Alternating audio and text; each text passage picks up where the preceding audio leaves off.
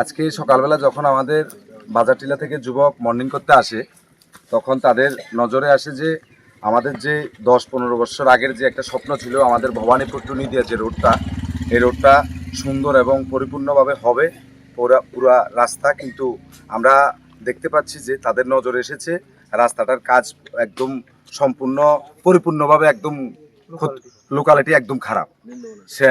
তারপর তারা তৎক্ষণাৎ আমাদের কাছে ফোন করার পরে আমাদের কাঠালিয়া ব্লকের প্রাক্তন ভাইস চেয়ারম্যান বিশ্বজিৎ পাল এবং আমি পঞ্চায়েত প্রতিনিধি হিসাবে আসার পর আমরা দেখি যে কাজের গুণমান একদম খারাপ। এই জন্য আমরা প্রথমে আমাদের যে পিডব্লিউডি এসডিওর কাছে আমরা সঙ্গে সঙ্গে রিপোর্ট জানাই। এখনো পর্যন্ত আমাদের কাছে কোনো রিপোর্ট আসেনি।